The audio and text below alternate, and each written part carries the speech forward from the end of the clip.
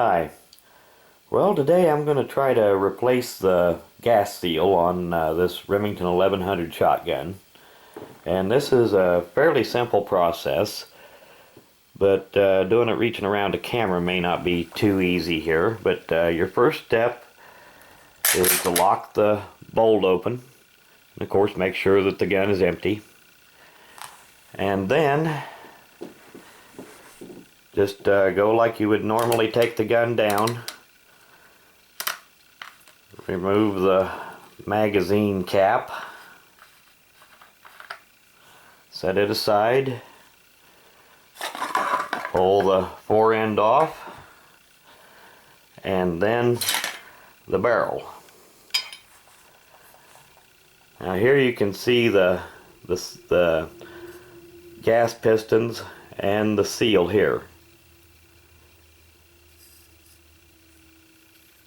Now one important thing is if you take this two-piece piston off to clean it, which you should occasionally, make sure that you get it back in the same position that it was before. Don't get anything turned around on it. But this gas seal is nothing but an O-ring.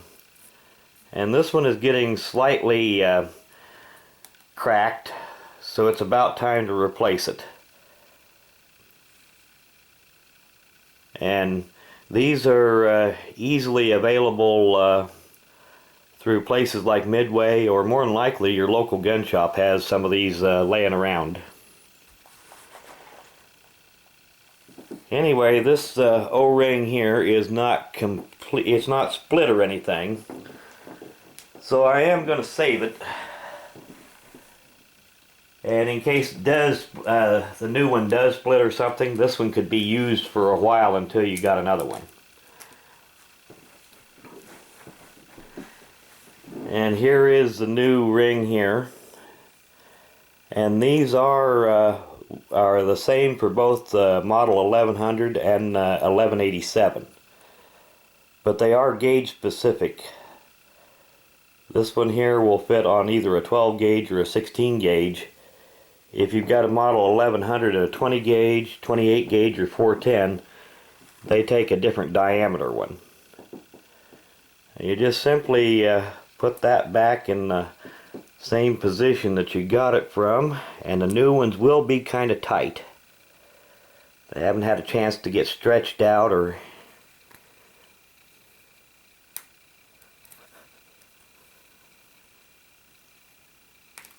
and like I figured, this is kind of difficult trying to do it on camera. Once you get it past the threads of the magazine, it will go pretty easy. You can see right here there is a groove cut in this magazine for that set in. And you just simply get it in that position there. Now it's a good idea to give this a good oiling right around there. It'll help keep that O-ring from drying out.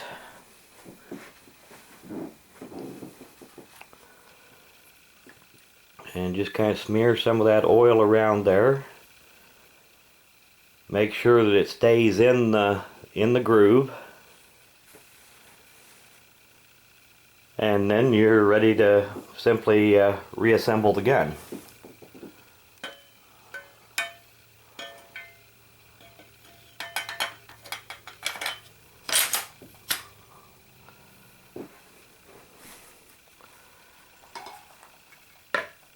Slide the fore end back on.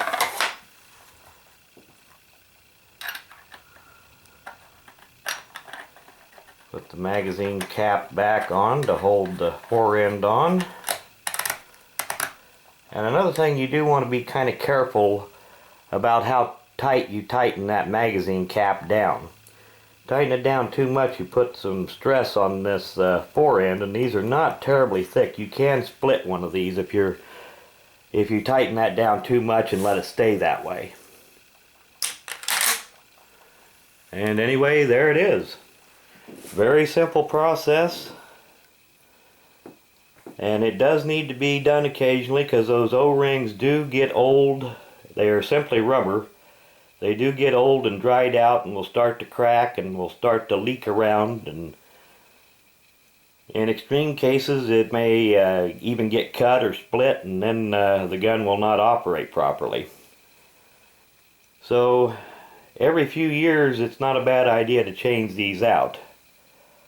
The more you use the gun, of course, the more that the more often they need to be changed. This one here hadn't been changed for quite a while, probably, I don't know, 4 or 5 years probably.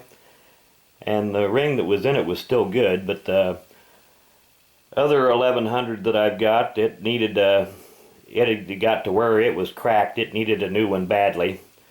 So while I was at it, I just got 2 of them and figured I would replace both of them. But anyway, I want to do an end of video shout out, and this one's for Hawaii Volcano Squad. And I'll put a link to the channel in the description of this video. If you get a little free time, go check it out. Thanks for watching.